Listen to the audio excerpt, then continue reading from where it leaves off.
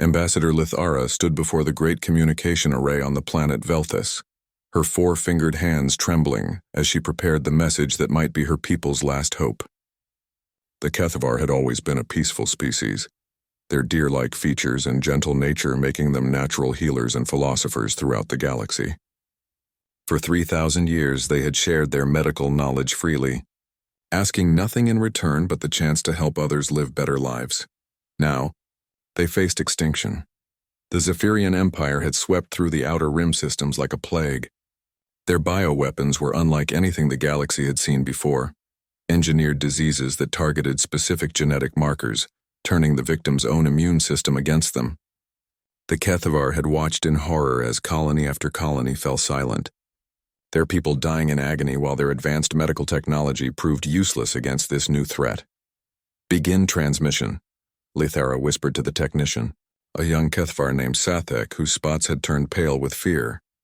"To any who receive this message," she began, her voice steady despite the terror in her heart, "the Kethavar Confederation is under attack. The Zephyrian Empire has deployed biological weapons against our people. We offer our entire medical database, including the cure for Valdris syndrome and our regeneration technology, to anyone who will come to our aid. We are a peaceful people with no military capabilities. Please, if there is any compassion left in this galaxy, help us." The message went out on all frequencies, reaching every corner of known space. Within hours, responses began to arrive. Each one broke Lithara's heart a little more. The Velthari hegemony, masters of technology and science, responded first. Their message was cold and clinical. "The Velthari do not involve ourselves in local conflicts. Your medical knowledge is already known to us. We see no benefit in intervention." The Rex Consortium was more direct. "War is bad for business unless you're selling weapons. The Kethavar have no currency we desire. Find someone else." Even the Corvin clan's warriors bound by honor codes refused to help. "The Kethavar have no blood debt with our people. We will not fight for strangers. May your deaths be swift." One by one, the great powers of the galaxy turned their backs on the dying Kethavar. Some ignored the message entirely. Others sent polite but firm refusals. A few expressed sympathy but claimed they could not spare the resources. As the days passed, more colonies fell. The Zephyrian bioweapons worked with terrifying efficiency, leaving entire worlds empty except for the scavenger drones that followed in the wake of the invasion fleets. The Kethavar military, such as it was, consisted of a few patrol ships designed for search and rescue operations. They were no match for the Zephyrian war machine. Lithara was preparing to send a final message, a goodbye to any Kethavar survivors who might escape the coming slaughter, when Sathek called out from his station, "Ambassador, we're receiving a response. But it's strange. The signal is very weak and it's coming from a system I've never heard of. Sol? The transmission says it's from something called the Earth Defense Force." Lithara's ears perked up. She had never heard of Earth or humans, but at this point any response was worth investigating. "Put it through." The hologram that appeared was unlike any species she had encountered. The being was tall and bipedal, with only sparse hair on its head and strange forward-facing eyes. Its teeth were clearly designed for tearing meat, and its hands ended in short but sharp-looking nails. When it spoke, its voice carried a strange mix of concern and something else, something that made Lithara's instincts whisper warnings about predators. "This is Captain Sarah Chen of the Earth Defense Force. We received your distress call. We're coming to help." "Hold on." The transmission ended, leaving Lithara staring at the empty air where the hologram had been. Sathek looked up from his instruments, confusion clear on his spotted face. "Ambassador, I've run a scan on their system. According to our star charts, Sol is in an unmarked sector. Their planet, it's classified as a Class 2 death world. I've never seen a rating that high." Lithara felt a chill run through her. Death worlds were planets where evolution had gone wrong, creating ecosystems so hostile that most species could never survive there. A Class 2 rating meant that Earth was one of the most dangerous planets in known space. What kind of beings could evolve intelligence on such a world? How long until they arrive? She asked. Sathek calculated quickly. At standard FTL speeds, several months. "But Ambassador, the Zephyrians will be here in 3 days. Even if these humans are coming, they'll be too late." Lithara nodded sadly. She appreciated the gesture from these unknown humans, but 3 Kethavar worlds had already fallen this week alone. By the time help arrived, there might be no one left to save. On the edge of the system, Zephyrian warcast Thekmor studied the sensor readings with satisfaction. The Kethvar were trapped like prey animals, which was fitting since that's exactly what they were. His bioweapons had performed perfectly, clearing world after world with minimal damage to infrastructure. Soon the Zephyrian Empire would have a dozen new colonies and a galaxy full of medical slaves. Warcast, his communications officer, hissed, "We're detecting unusual transmissions from the planet. The prey have been calling for help." Thekmor's mandibles clicked in amusement. And who would help them? The galaxy has already shown its true nature. No one cares about weak herbivores when there's nothing to gain. Still, we should finish this quickly. The fleet is in position for orbital bombardment. No, Thekmor said, his compound eyes glittering. I want to test the new bioweapon variants. Deploy them tomorrow. Let the Kethvar suffer a little longer. Their fear will make the conquest sweeter. Far across the galaxy, Admiral Marcus Torres stood in the war room of the EDF headquarters on Luna. The holographic display showed the route to the Kethvar system, a journey that would take his fleet through uncharted space and into a war that Earth had no stake in. Sir, Colonel Rodriguez said carefully, I have to ask, why are we doing this? We don't know these aliens. They could be lying about everything. Torres looked at the recording of Ambassador Lithara's plea one more time. He saw the desperation in her large dark eyes, heard the love for her people in her voice. Most importantly, he saw the images of Kethvar families, adults sheltering their young with their own bodies as bioweapons fell from the sky. James, Torres said quietly, when I was a kid, my grandmother used to tell me a story. A man sees a stranger's house on fire. He doesn't know the family inside. They might be criminals, or they might hate him, or they might never repay his kindness. But he runs into that burning house anyway. You know why? No, sir, because that's what humans do. We don't let children burn because their parents are strangers. Torres turned to face his staff. Prep the fleet. We leave in 6 hours. Sir, the politicians will want to debate this. The UN Security Council? Can go to hell, Torres interrupted. I'm invoking Article 7 of the Earth Defense Charter. This is a humanitarian crisis requiring immediate military response. By the time the politicians finish talking, everyone we're trying to save will be dead. As the orders went out across Earth's military, something unprecedented happened. For the first time in human history, every nation's military forces volunteered for the same mission. Russian submarines, American carriers, Chinese destroyers, Japanese frigates, ships that had never worked together were suddenly part of the same fleet, united by a simple human truth. When the innocent cry for help, you answer. Dr. Elena Vasquez, humanity's leading expert on alien biology, studied the intelligence reports on Zephyrian bioweapons with growing excitement. The weapons were elegantly designed, targeting specific genetic markers that all known galactic species shared. All except one. They designed these weapons based on galactic genetic norms, she told her research team, but they've never encountered humans. Our genetic structure is completely different, too different. These bioweapons might not affect us at all. It was a terrifying advantage to have, but it was an advantage nonetheless. Earth's children had evolved on a world that tried to kill them every day. Now that evolution might be the key to saving an entire species they'd never met. In space, the human fleet assembled. 200 ships carrying 50,000 of Earth's finest soldiers, medics, engineers, and scientists. They were going to war for people they'd never seen, on worlds they'd never visited, against an enemy that didn't even know they existed. As the fleet jumped to FTL, Admiral Torres made one final log entry. We go to answer a plea that no one else would hear. May God help us all.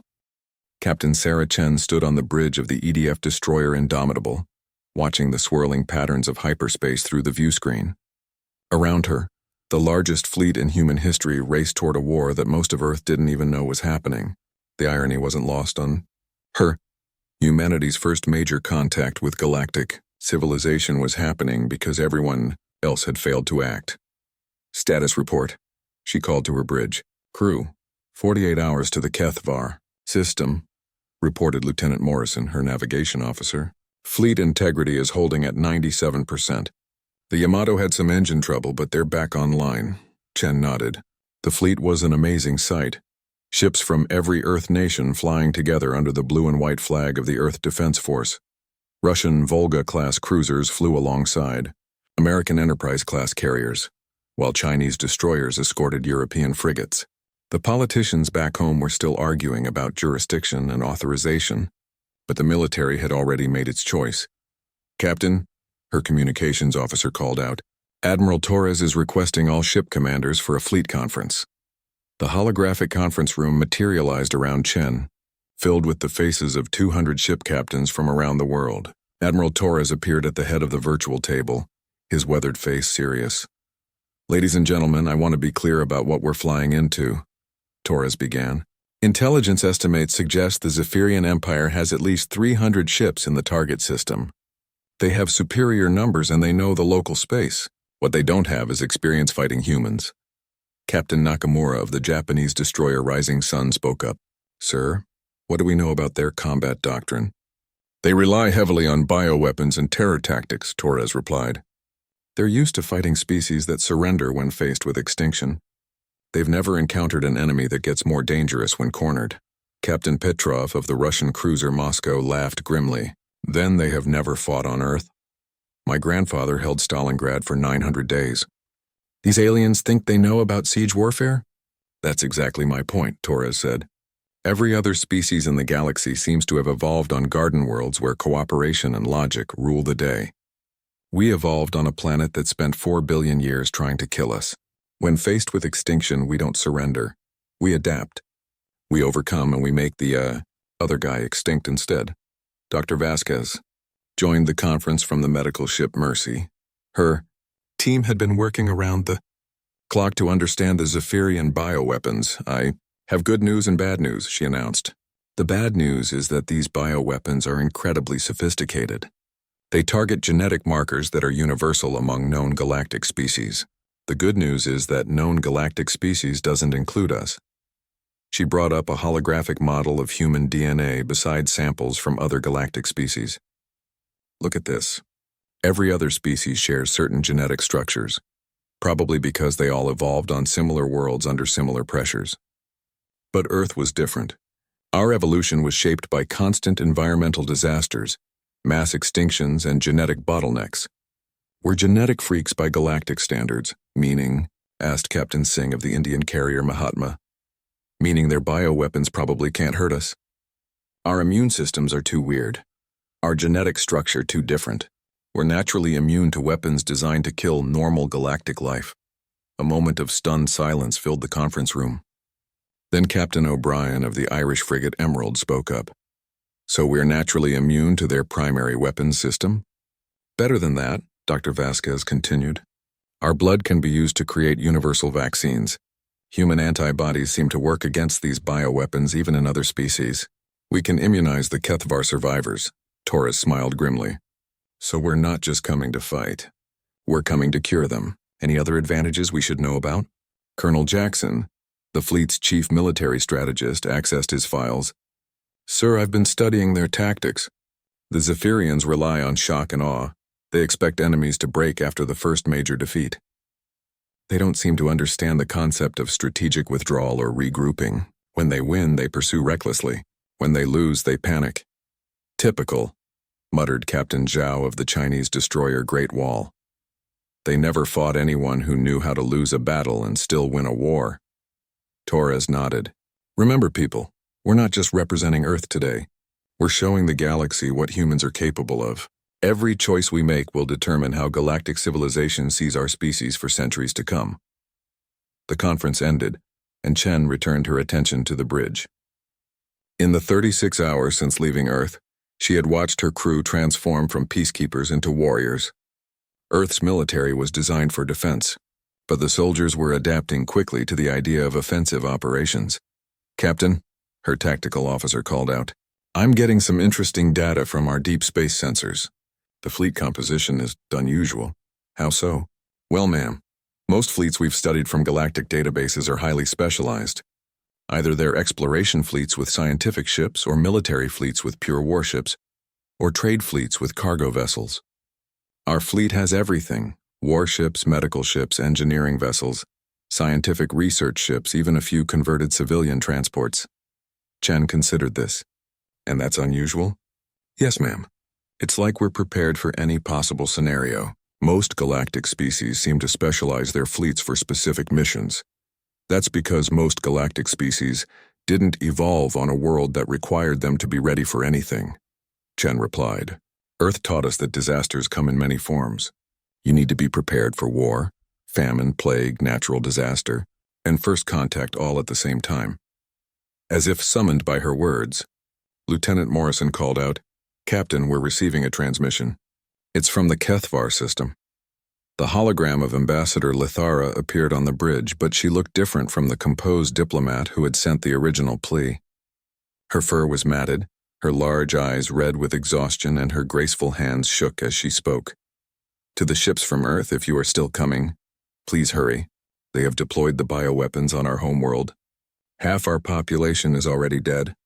The children are dying, and we cannot help them.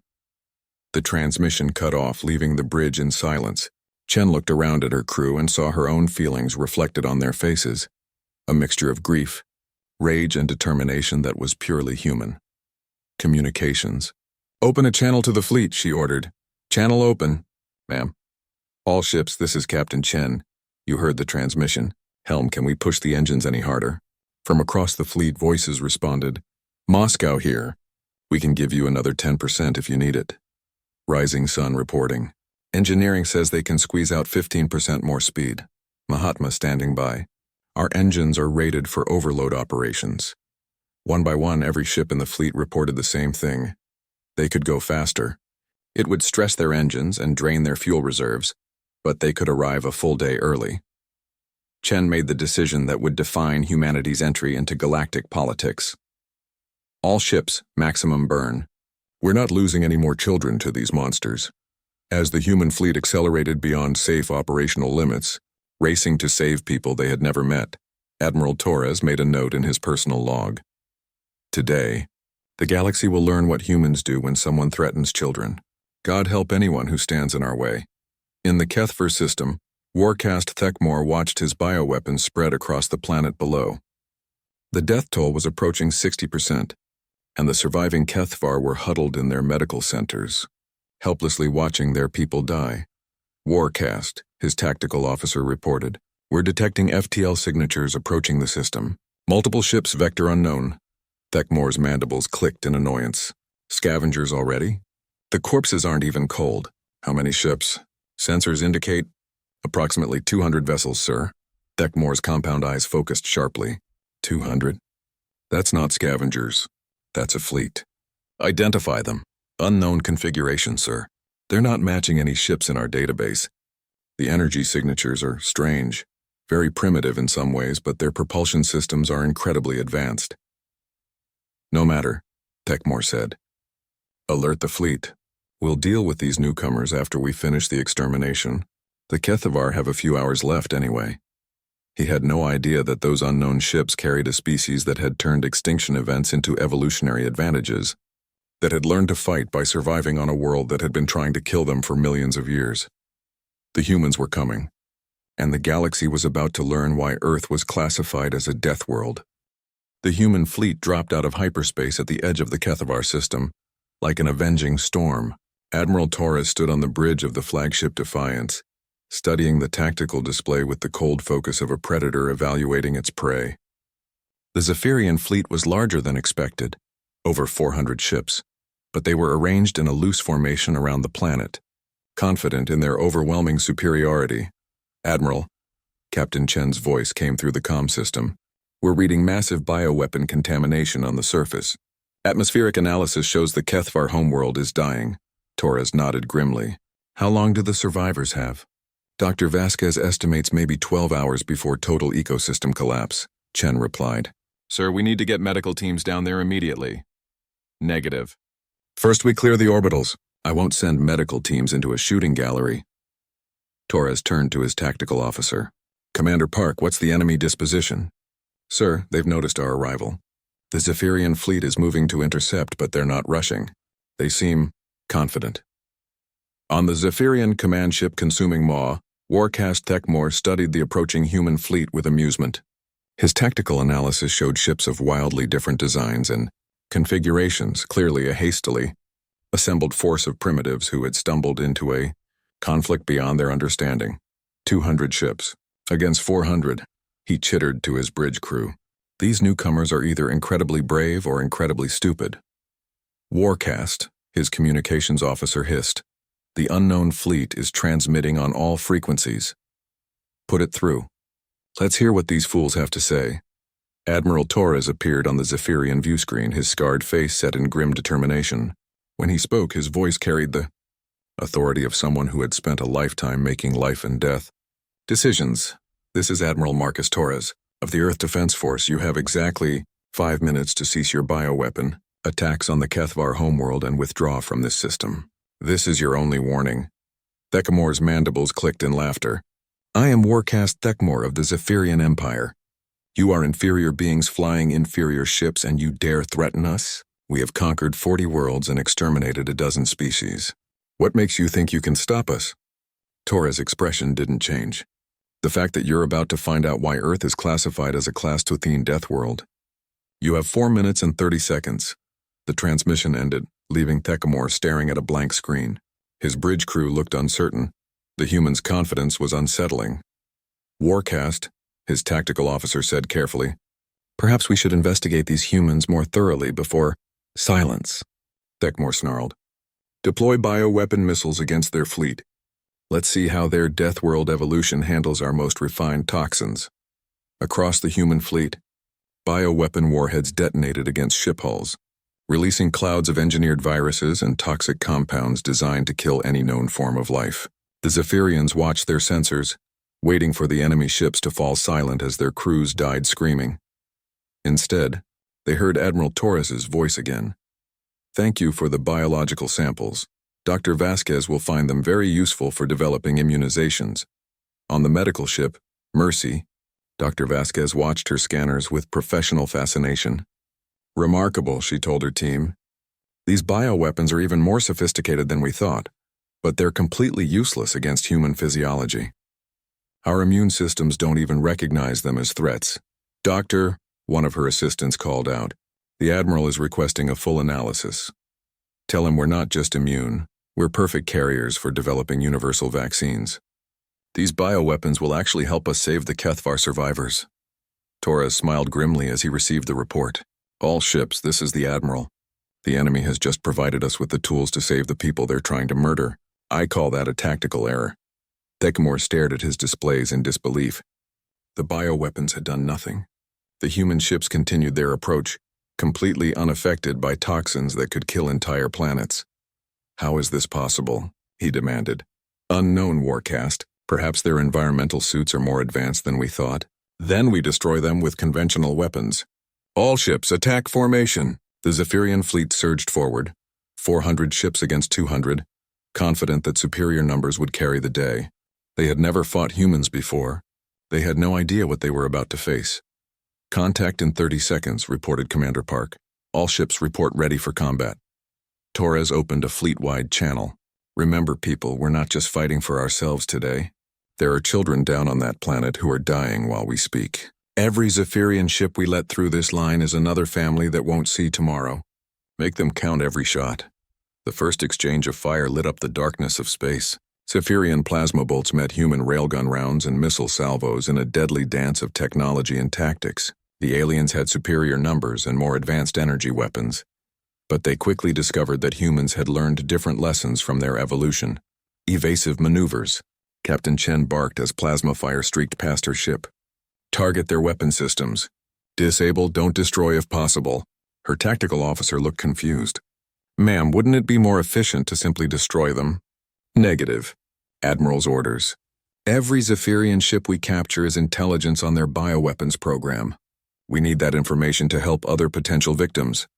Across the battle space, similar scenes played out as human commanders balanced the immediate need for victory against the longer-term goal of protecting innocent life. It was a tactical approach that the Zephyrians found incomprehensible. They're not fighting to destroy us, Thecmor's tactical officer reported in confusion. They're trying to disable our ships. It's making their attacks less effective. Thecmor seized on this apparent weakness. Then they are soft. Press the attack. Show them the price of mercy. But the humans weren't soft. They were strategic. Every disabled Zephyrian ship was a source of intelligence, every captured crew member a potential witness to war crimes. Admiral Torres was thinking beyond this one battle to the larger conflict with an empire that had already murdered billions. The tide of battle turned when the Zephyrians made a critical error.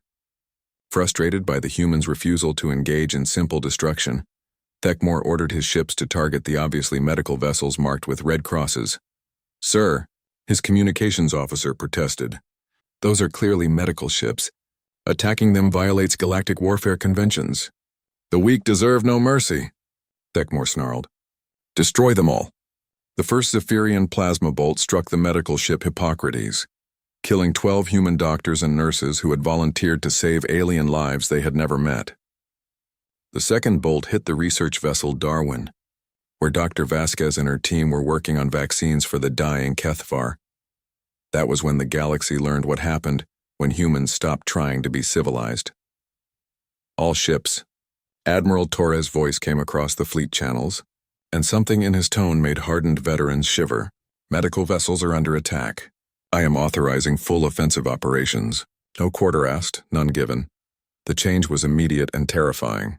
Human ships that had been carefully targeting weapon systems and engines suddenly began aimed for bridge sections and power cores. Railgun rounds that had been set for disable mode switched to penetrator rounds designed to punch through armor and detonate inside enemy hulls. "What's happening?" Thekmor screamed as his ships began exploding around him. "How are they suddenly so much more effective?" "Sir," his tactical officer replied with growing panic, "I think they were holding back before. They're not trying to disable us anymore. They're trying to kill us." The truth was even worse than he realized. The humans weren't just trying to kill them. They were hunting them with the methodical efficiency of apex predators who had learned their trade on a world where everything was trying to kill them. First, Captain Chen's ship weaved through the battle like a deadly ballet, her crew working with the seamless coordination of pack hunters.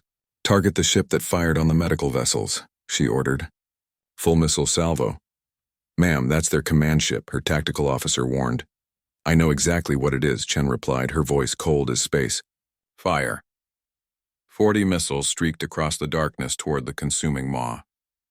Thekmor watched them approach and felt something he had never experienced before. Genuine fear. Evasive maneuvers. He screamed, "Deploy countermeasures." But human missiles were designed to hunt through Earth's chaotic electromagnetic environment and asteroid fields.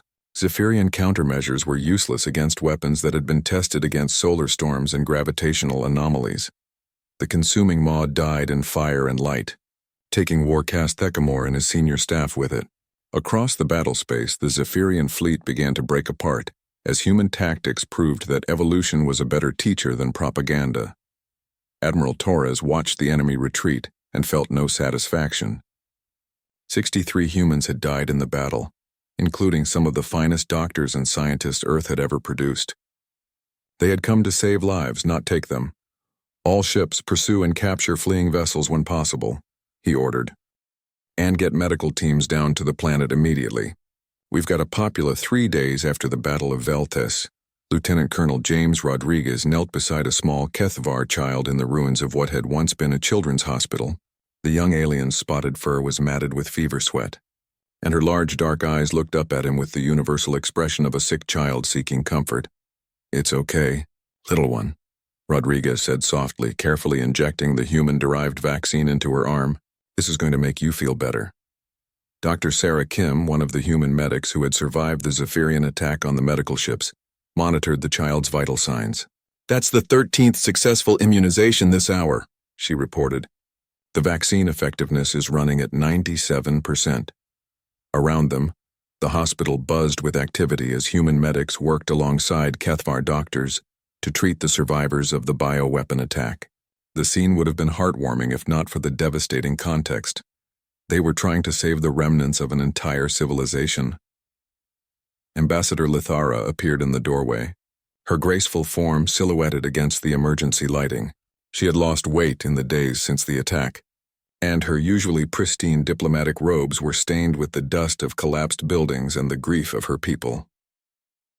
"Colonel Rodriguez," she said, her melodic voice heavy with exhaustion, The human vaccines have saved over 2 million of our people so far. How can we ever repay such a debt? Rodriguez stood, his combat armor looking strangely out of place in the medical setting. Ma'am, with respect, we didn't come here for payment. We came because it was the right thing to do. Lithara's large eyes widened. But surely there must be something. There is, Rodriguez interrupted gently. Help us understand these bioweapons. Admiral Torres believes the Zephyrians have used similar weapons against other species. If we can create universal vaccines, we can prevent this from happening again. The ambassador's ears drooped with sorrow. You mean this has happened before? We think so. Dr. Vasquez has been analyzing the weapon's design. They're too sophisticated for a first attempt. The Zephyrians have been perfecting these weapons for decades, maybe centuries. As if summoned by her name, Dr. Vasquez appeared with a data pad in her hands and an expression of grim determination on her face. Colonel, I need to speak with you privately. They stepped into a side room where Dr. Vasquez activated a privacy screen. James, what I'm about to tell you is classified at the highest levels. The bioweapon analysis is complete and the results are disturbing. How disturbing?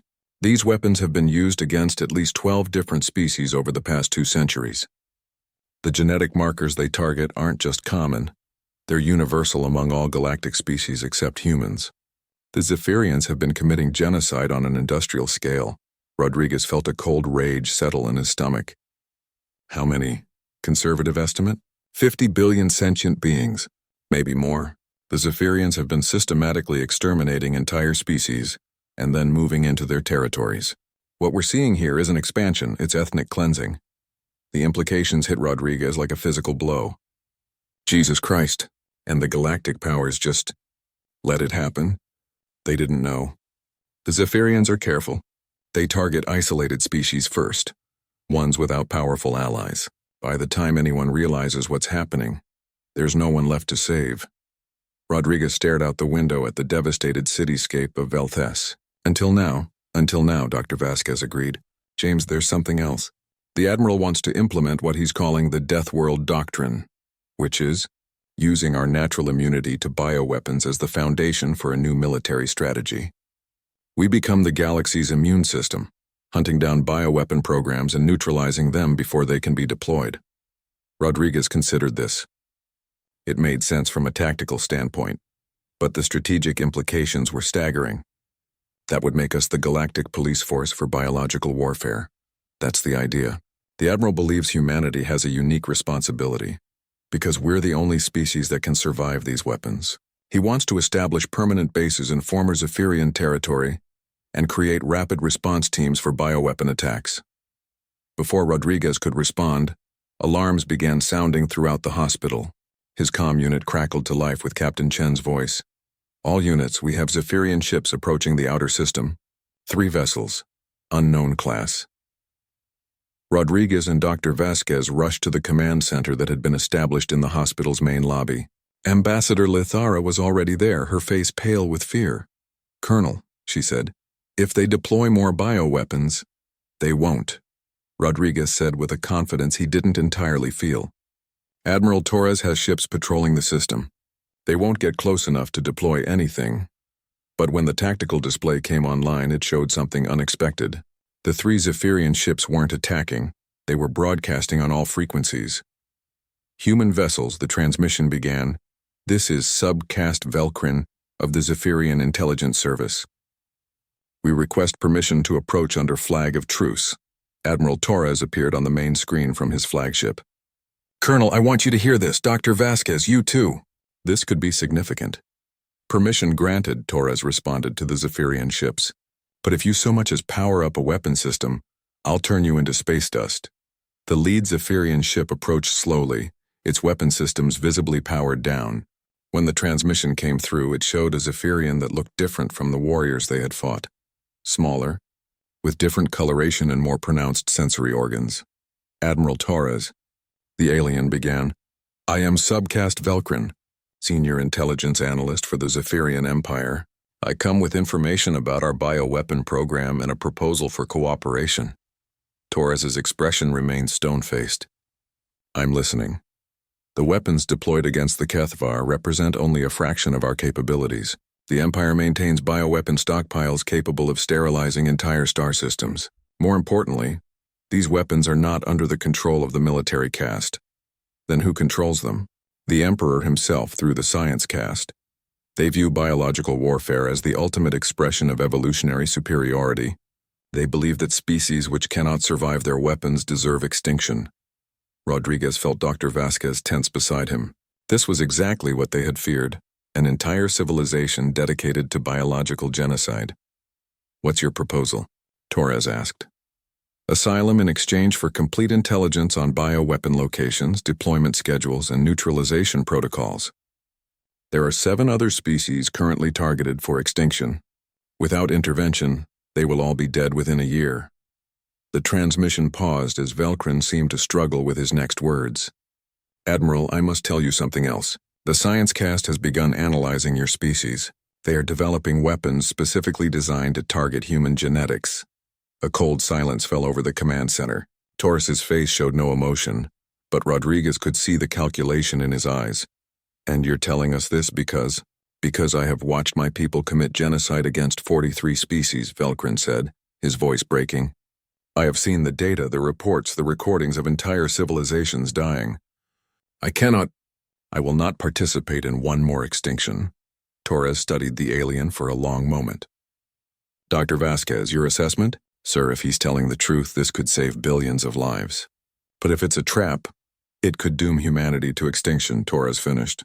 "Velcrin, you understand that if you're lying to us, if this is some kind of deception, I will hunt down every member of your species and make sure you never threaten another innocent life again." "I understand, Admiral, and I accept those terms." Torres made his decision. "You have permission to dock with the Mercy. You'll be quarantined and debriefed by our intelligence teams. If your information proves accurate, we'll discuss asylum." As the Zephyrian ship approached the medical vessel, Rodriguez turned to Dr. Vasquez. "What do you think? Can we trust him?" "I don't know," she replied. "But I do know that we can't let fear prevent us from trying to save those 7 species. If we have the power to stop this genocide and we don't act, how are we different from the galactic powers that ignored the Kethvar?" Rodriguez nodded. She was right, of course. Humanity had been thrust into a position of responsibility whether they wanted it or not. Their immunity to bioweapons made them the only species capable of stopping the Zephyrian genocide machine. "Colonel," Ambassador Lithara said softly, "if this Zephyrian is telling the truth, if there are 7 other species in danger, we'll save them," Rodriguez said without hesitation. "All of them. That's what the Deathworld doctrine means. We don't let anyone die alone." Outside the hospital, human engineers worked alongside Kethvar technicians to rebuild the planet's infrastructure. The scene was repeated across dozens of worlds as humanity began to implement the most ambitious rescue operation in galactic history. They weren't just saving one species anymore. They were becoming the guardians of an entire galaxy, whether that galaxy wanted them or not. The Deathworlders had arrived, and they were here to stay. 6 months after the Battle of Velthes, Admiral Torres stood in the observation deck of the newly commissioned Starbase Guardians Watch, looking out at the most unusual fleet ever assembled. Human ships flew alongside vessels from 17 different species, former enemies, rescued civilizations, and volunteer forces united by a single principle. No species should face extinction alone. The intelligence provided by subcast Velcrin had proven devastatingly accurate. The Zephyrian Empire maintained bioweapon stockpiles on 47 worlds, with deployment schedules that would have resulted in the extinction of 7 species within 8 months. What Velcrin hadn't mentioned, couldn't have known, was that news of humanity's immunity to bioweapons had spread throughout the galaxy like wildfire.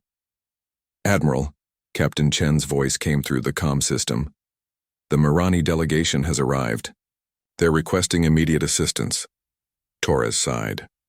The Mirani were the latest species to seek human protection, their homeworld already showing signs of bioweapon contamination. They were the 5th species this month to make the journey to human space, desperate for the vaccines that only Earth's children could provide. "Send them to Dr. Vasquez," Torres replied, "and prep the medical ships for another deployment." The past 6 months had transformed humanity from an unknown species on the galactic periphery to the most sought-after allies in known space. Every species that had ever been threatened by bioweapons wanted human protection. Every government that had ignored previous genocides now begged for Earth's intervention. The irony wasn't lost on Torres. The same galactic powers that had refused to help the Kethvar were now offering massive tributes for human military cooperation. The Velthari hegemony had offered their most advanced technology. The Rex Consortium promised exclusive trade agreements. Even the proud Corvin clans had sent envoys requesting alliance. Torres had turned them all down. "Sir?" Lieutenant Morrison appeared at his elbow, holding a datapad. "You have a priority message from Earth Command." Torres read the message and felt a familiar weight settle on his shoulders. The UN Security Council was concerned about humanity's expanding military commitments. They wanted him to return to Earth for consultations about the proper limits of human intervention in galactic affairs. "Send a reply," Torres said. "Tell them I'm busy saving lives. They can consult with themselves." Morrison looked uncomfortable. "Sir, they're threatening to relieve you of command." "Let them try. Every ship captain in this fleet volunteered for this mission. They're not here because of orders from Earth. They're here because it's right." Before Morrison could respond, alarms began sounding throughout the station. The main display lit up with tactical information as Captain Chen's voice filled the command center. "Admiral, we have a problem. Multiple FTL signatures approaching the Kethvar system. Configuration matches Zephyrian Imperial Fleet elements." Torres felt his blood turn cold. "How many ships?" "Initial estimate is over 800 vessels, sir. It's the largest Zephyrian fleet movement we've recorded." The implications were staggering. 800 ships represented a significant portion of the Zephyrian Empire's total military strength. This wasn't a raid or a patrol. This was an invasion force designed to finish what they had started. "Alert status read throughout the sector," Torres ordered. "All available ships to converge on Kethvar space, and get me a comm link to every allied species. It's time to see if our new friends are willing to fight alongside us." Within hours, the response exceeded Torres's most optimistic projections. Kethvar medical ships arrived carrying the latest human-designed vaccines. Marani scouts provided detailed intelligence on Zephyrian fleet movements. Even species that humanity had never directly aided sent ships to join the defense. But the most significant response came from an unexpected source: the Galactic Council itself. Admiral Torres, the holographic image of Counselor Vethana, appeared on the bridge of the Defiance. The elderly Velthari looked uncomfortable, her forearms fidgeting with ceremonial ornaments. "The Council has voted to officially condemn the Zephyrian bioweapon program." Torres kept his expression neutral. How generous of them. Where were these official condemnations when the Kethvar were dying? The Council was unaware of the full scope of Zephyrian activities. Vethana replied stiffly. "We are prepared to offer material support for your current military operations." "What kind of support?" "The Velthari will provide advanced sensor technology. The Rex Consortium offers logistical coordination. The Corvin clans pledged 12 battle squadrons." Torres studied the alien counselor for a moment. "And in exchange?" "We would like to discuss humanity's future role in galactic affairs. Your species has shown remarkable capabilities, but operating outside established frameworks could lead to misunderstandings." Torres smiled, but it wasn't a pleasant expression. "Counselor, let me make something clear. We didn't ask for your permission to save the Kethvar. We don't need your approval to stop genocide. And we certainly don't require your frameworks to know right from wrong. Admiral, please." "The only framework we follow is simple," Torres continued. "When innocent people are dying, we help them. When monsters are killing children, we stop them. If the Galactic Council wants to help with that mission, you're welcome to join us. If not, stay out of our way." The transmission ended, leaving Torres staring at a blank screen. Around him, the bridge crew worked with quiet efficiency, preparing for what might be the largest space battle in galactic history. "Sir," Commander Park reported from the tactical station, "fleet composition is now 470 ships from 23 species. The Zephyrians still outnumber us, but our technological diversity should give us tactical advantages." Torres nodded. The combined fleet was unlike anything the galaxy had ever seen. Human adaptability, HFY medical technology, Mirani reconnaissance, and a dozen other species contributing their unique capabilities. It was exactly the kind of force that could only exist when survival transcended politics. Admiral, Dr. Vasquez appeared on the comm screen from the medical research vessel Darwin. I have an update on the bioweapon situation. Intelligence indicates the Zephyrians are carrying a new variant, something they call the Deathworld Killer. Designed specifically for humans? That's the assumption. Velkrin's people have been working around the clock to provide us with samples and data. It targets the specific genetic markers that make us immune to their other weapons. Torres felt a chill run down his spine. Effectiveness? Unknown. We won't know until we encounter it. But Admiral, Dr. Vasquez paused, choosing her words carefully. If they've actually created a bioweapon that can kill humans, we might not be able to protect the other species anymore. The weight of that statement settled over the bridge like a shroud. Humanity's immunity to bioweapons wasn't just their tactical advantage. It was the foundation of their entire strategy for protecting galactic civilization. If that immunity was compromised, everything changed. Then we make sure they don't get the chance to deploy it, Torres said. All ships prepare for engagement.